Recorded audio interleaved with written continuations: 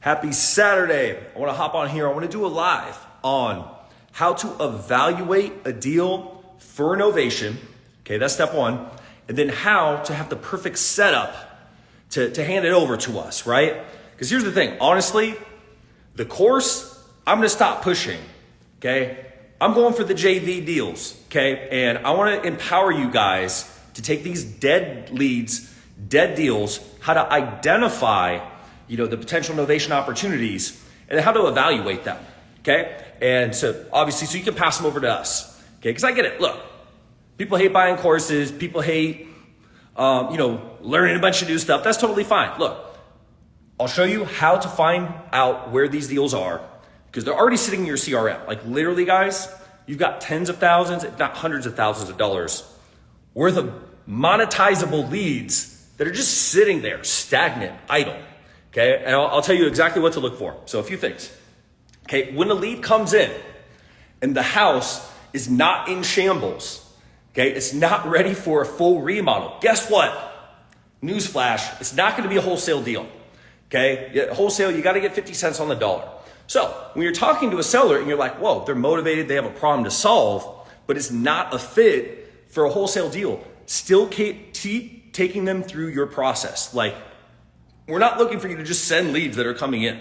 We're looking for opportunities. And I want to empower you to how to identify them. So, one, they have to be motivated. That's the prerequisite. If they're not really that interested in selling, this isn't going to be a match. It's not going to be a fit. Like, that's not a problem we can solve. We can't convert an unmotivated seller into a motivated one. But if they do want to sell, first off, don't start arguing with them on price. Okay, you want to seek to understand the condition of the property and also their situation. Okay, you're likely going to have to start with the condition if they're not offering up information on their situation. Okay, and the reason why is if you start trying to pry into their situation and they're not offering it up, it's going to seem weird. They're like, dude, what the hell? Why are you trying to find all this stuff out? Right? So talking about their timeline, that's going to be one thing that's going to help you understand their situation. And that's a reasonable question to ask that doesn't seem weird, right? And the way we phrase it is, hey, in an ideal scenario, like if you could wave a magic wand and everything went perfect, how quickly would you like to see the deal completely finished, property sold, and money in your bank account? Okay? So one, establish the timeline because that will often open up other questions that will basically explain their situation and everything. Okay, but take them through the condition of the property. Get specific with things, okay? Obviously, all the normal stuff. The age of the roof, age of the AC, age of the plumbing and electrical. Are there any known issues? When was the last time the windows were replaced? Okay, when was the last time the kitchen was completely remodeled? Right? And then get into specifics. If they say the kitchen was remodeled or the kitchen's in good condition, start asking, does it have shaker cabinets, right? Are the appliances white, black, stainless steel, or mixed? What's the age of the appliances? Does it have a tile backsplash? Okay, what's the flooring like? What's the age of the flooring? Is the flooring the same in all the rooms? Okay, when's the last time the interior was painted? When was the last time the exterior was painted? Tell me about the landscaping. You got to get granular in the condition because few things. One, is going to buy time on the phone with them. And two, is going to force them to think about the specifics of the house. Because look, like we get leads in sometimes where it's like, what's the condition? The JV partner will submit it. Condition's pretty good. Okay, what's that mean? What's pretty good mean, right? You want to get granular on the condition because it forces them to think about all the specifics of the house where they're like, the kitchen's actually original. The kitchen's actually 30 years old, right? Where they say it's pretty good, but it's 30 years old. It's outdated, right? So get into all the specifics and gather as much information as you possibly can. Because condition questions are questions that are valid questions, right? If you're really buying the house, it's a valid question to know about the specifics of it. So it's something that can buy you time on the phone, get them forced to think about it, and don't get pushback. Don't get pushback. Don't use that as negotiation. You just want to listen and dive deeper when you can. Okay, so that's step one. We need to gather as much information as we can about their property and also about their situation, but you need to do it in a non-creepy way, okay, in a threatening way where you're just seeking to understand.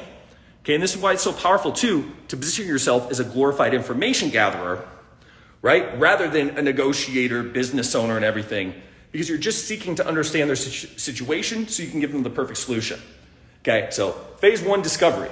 Okay, phase two, the price anchoring. Okay, this is also very important. We need you to work with them and massage the lowest price out of them that you can. Now, the way to do this without getting confrontational with them and getting to this big back and forth, okay, is starting to present the lowest cash comps in the area. Okay, and before you do that, you have to set it up first. It's very important. I teach this in the training, but I'm just giving you guys the game for free right now. Because my goal is for us to get to 100 JV deals a month as soon as humanly possible.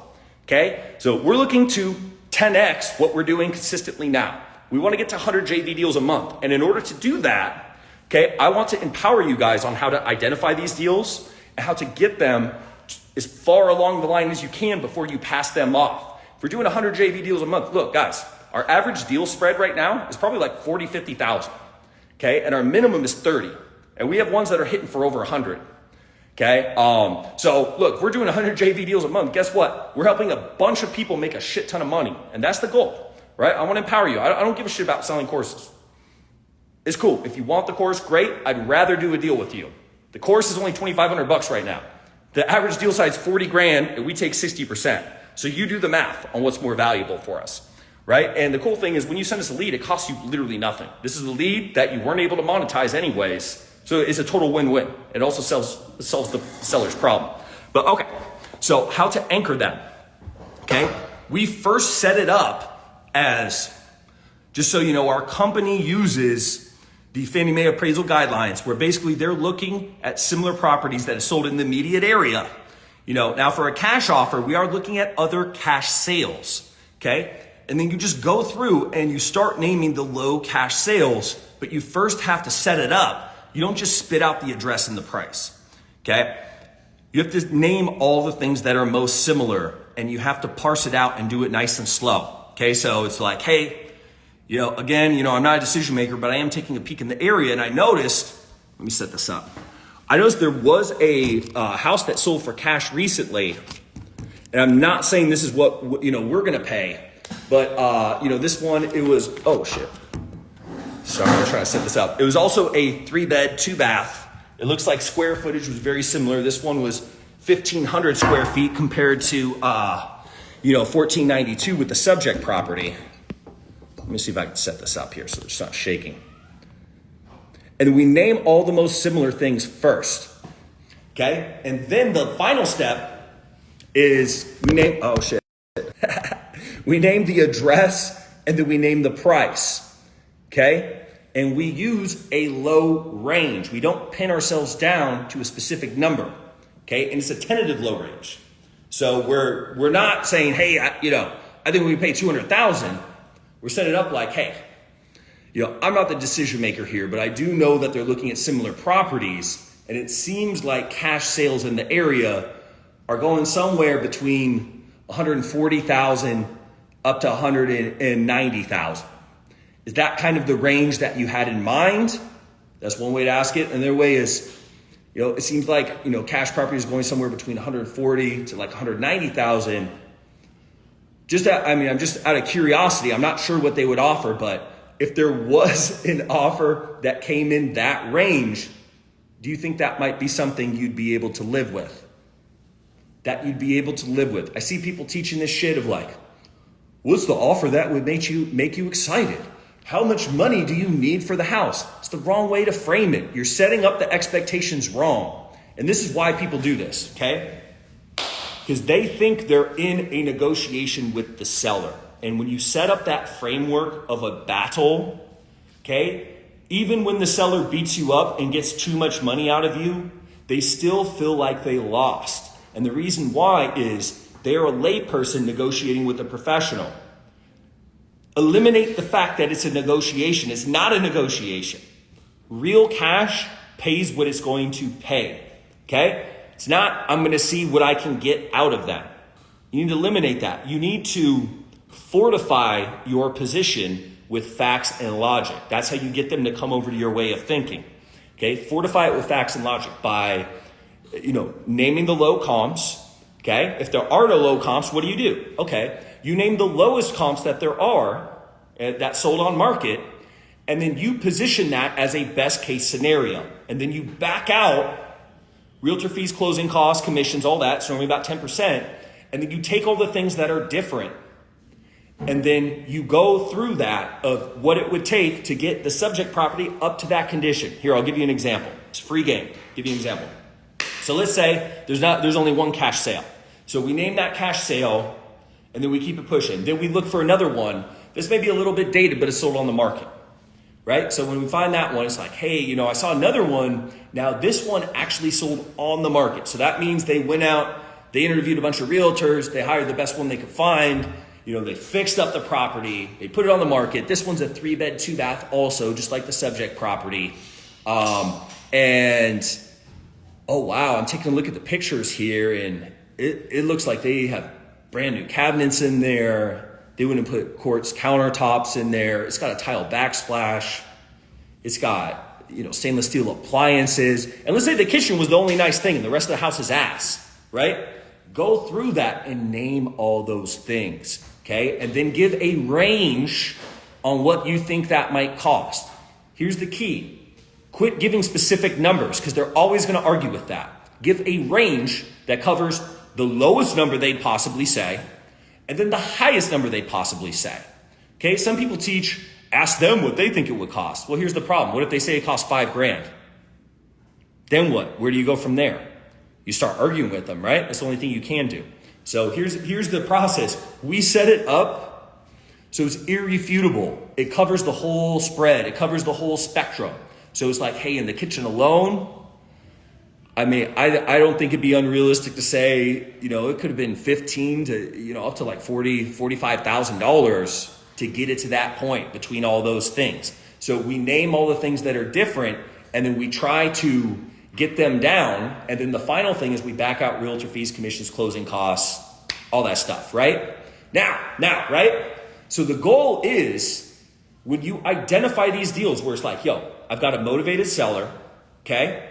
Their house is livable. It's not in crap condition where I can give them 50 cents on the dollar. You still treat it like a cash offer, okay? And you have to realign their expectations with reality.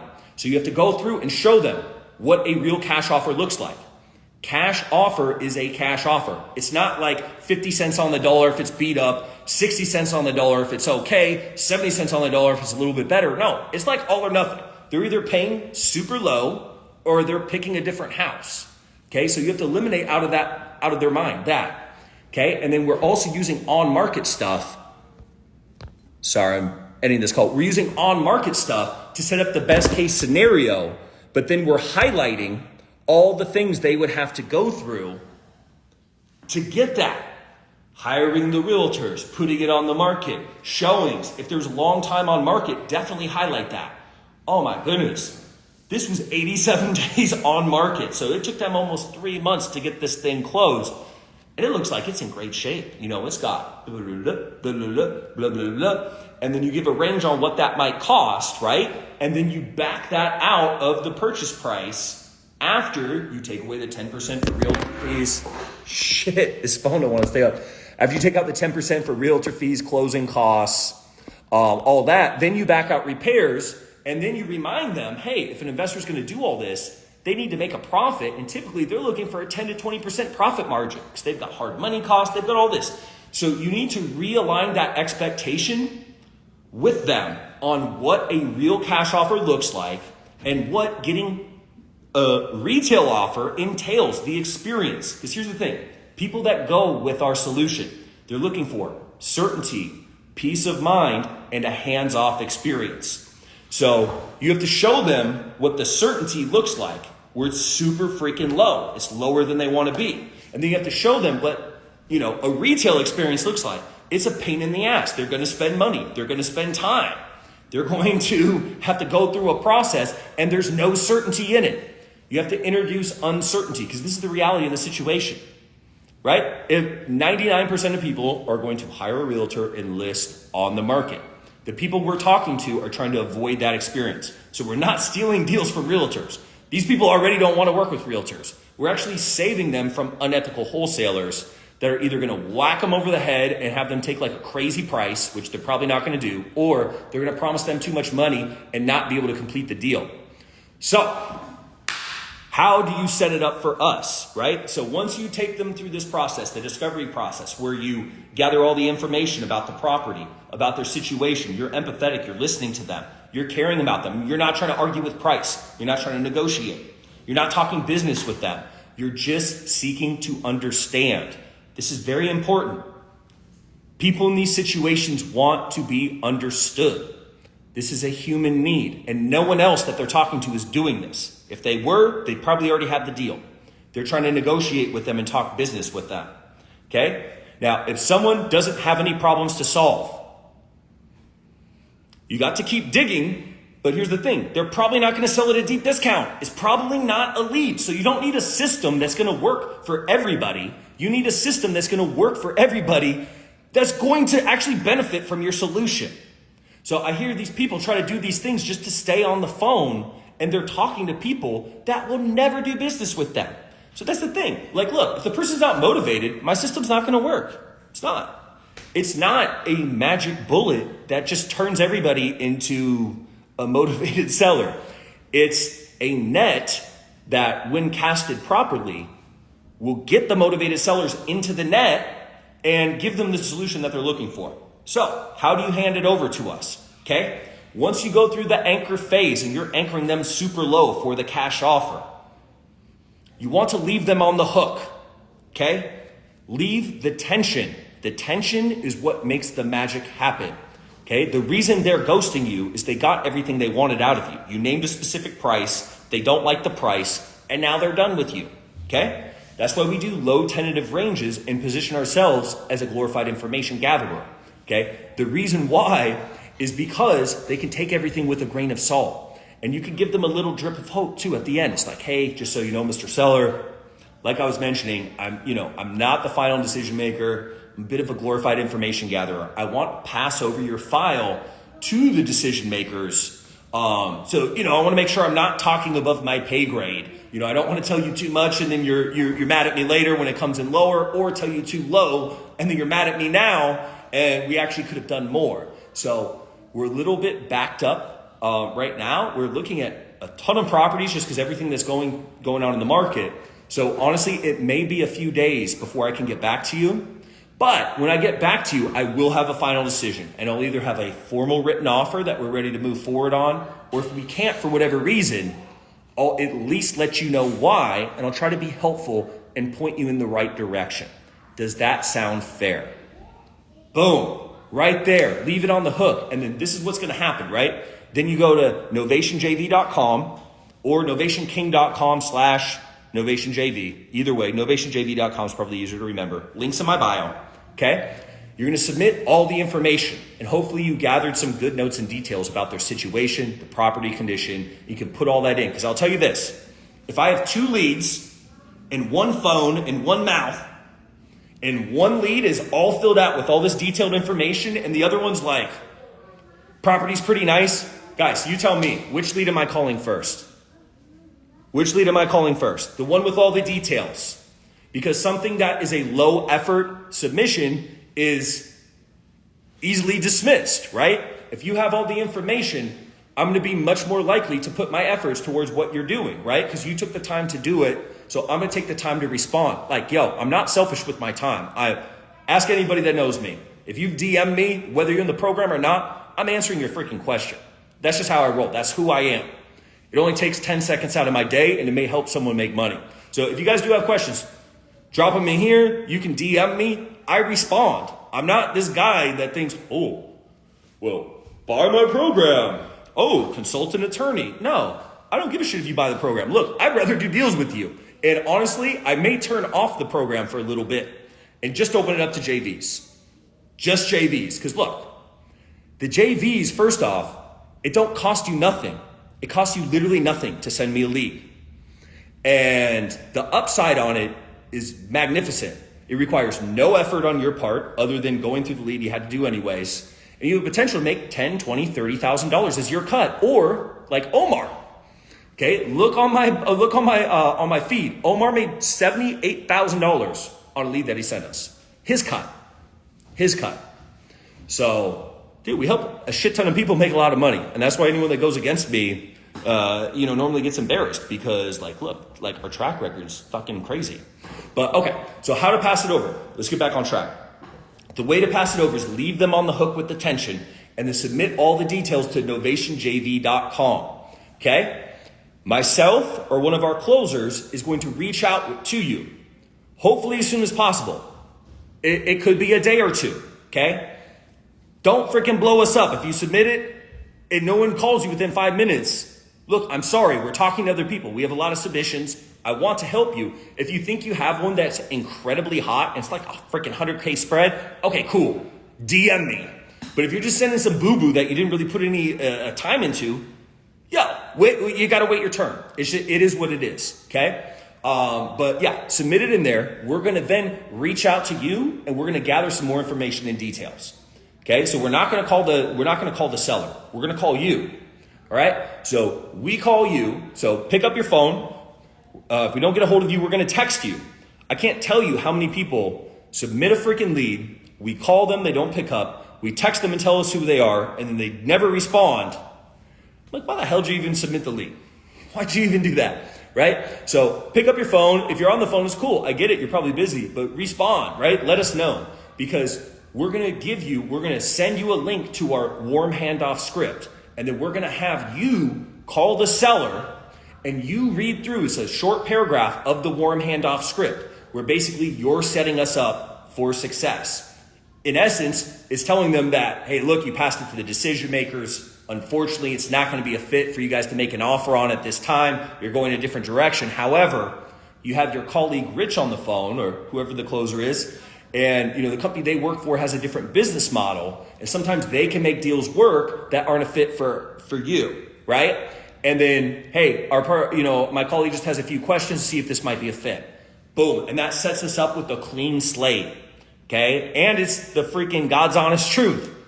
It's not BS. That's literally the situation. So we basically tell them what's going on, but just in a good way, right? And we highly recommend read from the freaking script because when people veer from the script, guess what, guys? We've done hundreds of these deals.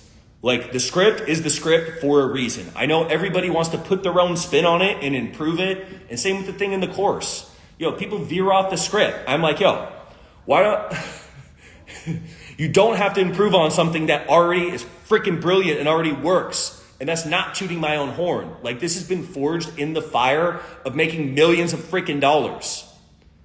I'm sorry, I'm being passionate about it, but I'm telling you, I know you think you're going to come in and improve it, but until you get a couple hundred deals, why don't you copy the thing that freaking works? Just copy it. Quit trying to make it your own. It's not about you. And here's the thing. The script ain't about me. Most of the stuff is things I learned from other people and cobbled together and learned over the years. So quit trying to make things better. Learn it first. Because, all the people that took my course, I saw this post, and maybe I'll make this into another live because this is a different subject. Yeah. I'm going to make this into another live. I've got a good one, though. I'm going to hop off on here in a second because this is about submitting JV deals. But we'll show you how to do the warm handoff. And then from that point, you can stay on the phone with us and listen in and be a fly on the wall. Or if you want to go and get more leads, we'll set it up where we'll tell once we have the introduction and do a short intro, we'll call the seller directly and then you can go and get on your leads and we'll send you the recording and you can listen to it on your off time. So you're not even taking any time out of your day and you still get the benefit of learning. Okay. Now, some people, they JV with us because they want to learn the process. We're more than happy to pull back the curtain. We'll keep you involved. We'll make decisions together. We'll show you the framework on how we make the decisions. And some people, they're like, I'm killing it with wholesale. I'm killing it with sub 2. I'm just outsourcing these deals to you guys to make a 40% profit for passing it over. And you do your thing. I don't want to learn it. Cool. Hell yeah. Let's do it. That's less work for us. Then we just do what we do. We don't even have to explain it. So I'm down with that too. I'm super down with that. So if you want to learn, we'll show you. And if you just want us to make you a shit ton of money and not take up much of your time, we'll do that too. I'm totally cool with it either way. Okay, novationjv.com. Go back. I'm going to leave this live up for a little bit. I'm going to put it on my page to anybody that just popped in. Go back and listen to it, because if you follow these instructions, I guarantee you, you can make at least an extra $100,000 this year just by passing us a couple leads. That's it. Even if you've never done a deal, but you're marketing, if you take the advice I gave you right here and you apply it, and you don't try to put your own spin on it, you just freaking copy it, easily extra 100K. That's just in your cut. Just in your cut of just bird dogging the leads over, just passing the ball for the alley-oop. We'll handle it. We'll do the hard work. We don't care. This is what we do. Like, yo. So, novationjv.com. If you did want to get the course, what the hell? Rainmaker 50, half off. I've had some very high-level meetings with some high-level people. We're going to be doing a relaunch on the course, okay? And the price is going up to $7,800. Because really, I'm pushing more towards JV deals and less towards course. I've tried to put so many people on. Some people take the course, they don't follow the advice, and then they talk shit about how novations don't work.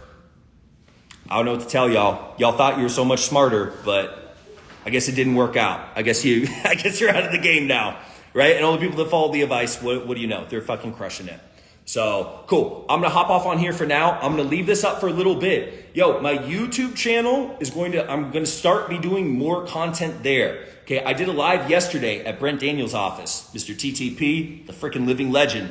Okay, where I dropped a sick amount of gems. Literally millions of dollars worth of game. If you just fucking soak that in, ton of value in there. It's totally free. I'm giving it away for free.